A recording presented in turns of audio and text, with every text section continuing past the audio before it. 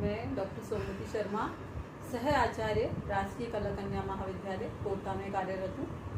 आज हम ब्रिटिश संविधान के स्रोत के बारे में अध्ययन करेंगे, चर्चा करेंगे। और ब्रिटिश संविधान के जो स्रोत हैं, ये जैसा कि बोर्ड पे आपको नजर आ रहा है, ब्रिटिश संविधान के मुख्य स्रोत है महान अधिकार पत्र एवं ऐतिहासिक प्रलेख, संसदीय अधिनियम, न्यायिक निर्णय, सामान्य विधि, परंपराएं एवं प्रथाएं और संविधान पर टीकाएं।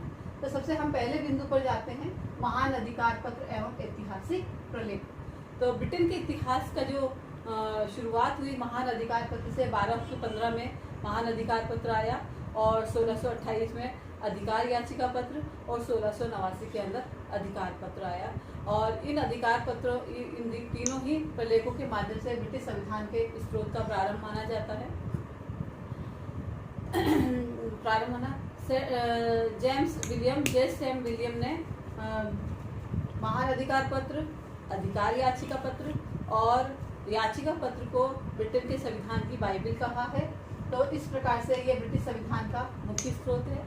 दूसरा है संसदीय अधिनियम। संसदीय अधिनियम भी ब्रिटिश संविधान के स्रोत के रूप में कार्य करते हैं, मुख्य है ये। और संसद ने जो समय समय पर अधिनियम पारित किए हैं वो ब्रिटेन के संविधान का कलेवर करते हैं, जिसमें हम देख सकते हैं कि 1911 और 1949 का संसदीय अधिनियम, वेस्टमिनिस्टर 1931 का अधिनियम, minister of the crown act 1937। और इस प्रकार से ब्रिटेन के जो संसद ने अधिनियम पारित किए हैं वो ब्रिटिश संविधान के मुख्य स्रोत के रूप में कार्य करते हैं। अगला है न्यायिक निर्णय। न्यायालय जो समय समय पर निर्णय देता है वो भी ब्रिटेन में नजीर की तरह इस्तेमाल होते हैं। जिन विषयों पर विधि नहीं बनी है, यदि उससे संबंधित कोई विवाद न्यायालय के सामने आता है तो न्यायालय अपने विवेक से निर्णय करता है। और उस विवेक से निर्णय, जब वही एक ही निर्णय बार बार किया जाता है तो वो विधि बन जाता है। तो इस प्रकार से न्यायिक निर्णय भी ब्रिटिश संविधान के स्रोत के रूप में कार्य करते हैं। अगला है सामान्य विधि। सामान्य विधि के अंतर्गत जो सामान्य विधियां हैं जो ब्रिटेन में प्रचलित हैं, जैसे मौलिक अधिकार, नागरिकों के अधिकारों से संबंधित, स्वतंत्रताओं से संबंधित, शासन व्यवस्थाओं से संबंधित जो विधियां हैं वो सामान्य विधि के अंतर्गत आती है, जिससे कि शासन संचालित होता है। तो प्रथाएं और परंपराएं, ब्रिटेन के अंदर प्रथाएं और परंपराएं भी ब्रिटेन के संविधान के स्रोत के रूप में कार्य करती हैं। और आपको पता ही है, ब्रिटेन का जो संविधान है वो अलिखित संविधान है, परंपराओं पर आधारित संविधान है। और ब्रिटेन के संविधान के अंदर प्रथाएं और परंपराएं इतनी गहरी बैठी हुई कि यदि हम उनको ब्रिटेन के संविधान से निकाल दें तो ब्रिटेन के संविधान में कुछ बचता ही नहीं है। इसलिए ब्रिटिश संविधान का जो मूल स्रोत है वो है ब्रिटेन में प्रथाएं और परंपराएं। और ब्रिटेन के लोग जो है परंपराओं का पालन इसलिए भी करते हैं क्योंकि वो परंपराएं ब्रिटिश जीवन के अंदर इतनी गहरी बैठी हुई हैं कि लोग उनका उसके इतने अभ्यस्त हो चुके हैं कि वो परंपराओं का पालन उसी प्रकार से करते हैं जिस प्रकार से कानूनों का पालन करते हैं। तो ब्रिटेन में प्रथाएं और परंपराएं भी संविधान का एक मूल स्रोत है।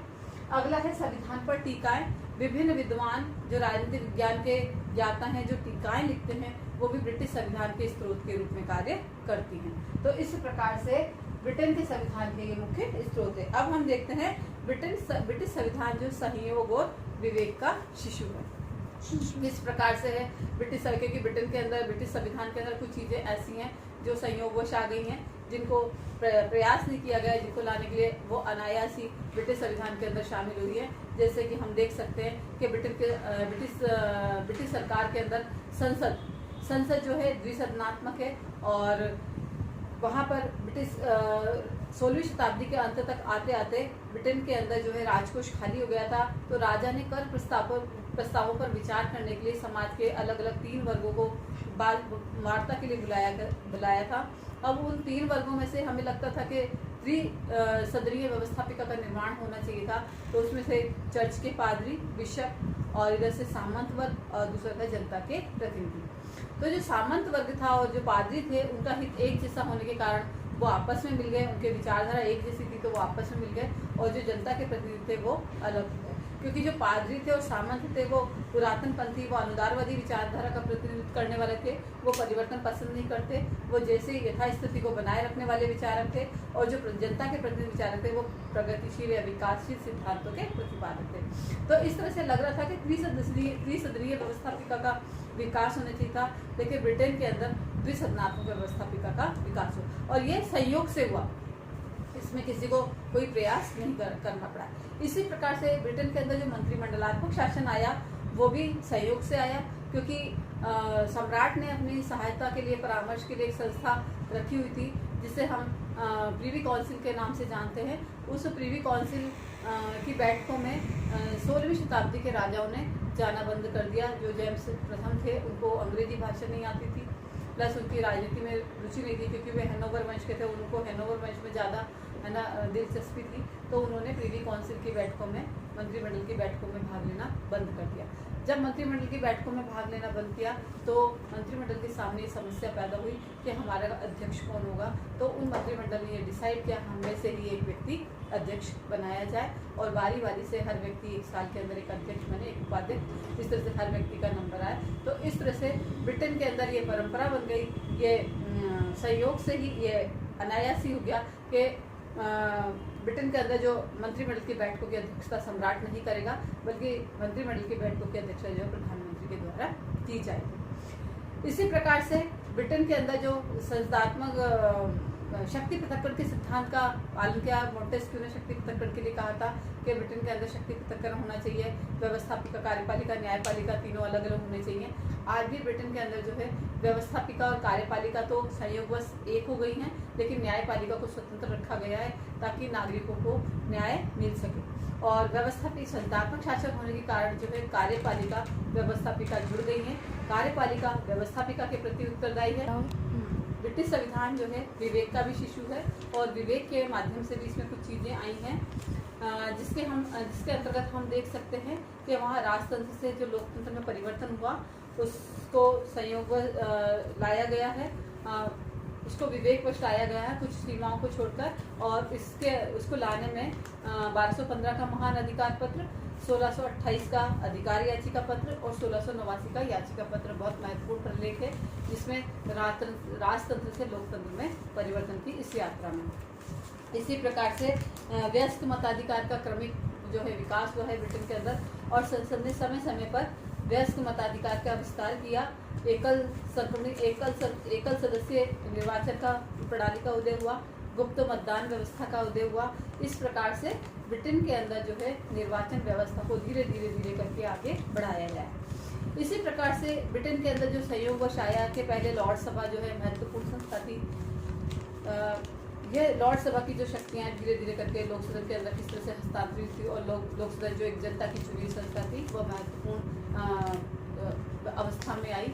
और इसका कारण ये कि जनता प्रगतिशील जो लॉर्ड सभा के जो सदस्य होते हैं वो रूढ़िवादी होते हैं, परंपरा प्रिय होते हैं। तो एक बार 1905 के अंदर जो प्रगतिशील बजट लोकसभा के द्वारा बनाया गया था वो लोकसभा से पास होकर जब लॉर्ड सभा में आया तो लॉर्ड सभा ने उसको पारित करने से मना कर दिया और उस पर उसको रद्द कर दिया, निरस्त कर दिया। अब सरकार के सामने समस्या पैदा हुई कि इस बजट को किस तरह से पारित किया जाए। तो जनता की सहमति मांगी गई, क्योंकि जनता की सहमति के माध्यम से तो उस समय लोकसभा को भंग कर दिया गया, पुनः निर्वाचन कराए गए और पुनः निर्वाचन में उसी दल को बहुमत मिला जिस दल की पहले लोकसभा में बहुमत था। तो इससे ये साबित हुआ कि जनता भी उस प्रगतिशील बजट को पारित करना चाहती थी। तुरंत पुनः फिर लोकसभा की शक्तियों को कम किया गया 1911 के संसदीय अधिनियमों के माध्यम से कि लॉर्ड सभा वित्तीय क्षेत्र में कोई भी विधेयक जो है वित्त विधेयक कोई भी पहले लोक सभा में नहीं जाएगा, पहले वो लोकसभा में जाएगा और लोकसभा से पास होकर वो लोक सभा में जाएगा। लोकसभा उसको एक निश्चित अवधि तक ही अपने पास रख सकती थी, और लेकिन वो अवधि भी बड़ी थी। यही कारण था कि 1949 के अंदर एक और विधेयक पारित किया गया जिसके अंदर इस लॉर्ड सभा की वित्तीय शक्तियों को बिल्कुल कम कर दिया गया। तो इस प्रकार से यदि शासन के अंदर गतिरोध आएगा तो उसको विवेक के माध्यम से उसको रोका भी जा सकता है। इसी प्रकार से लॉर्ड सभा की रचना में भी सुधार किया गया पीयरेज एक्ट के तहत, और सम्राट को यह अधिकार दिया गया कि वो लॉर्ड सभा की संरचना में सुधार कर सके।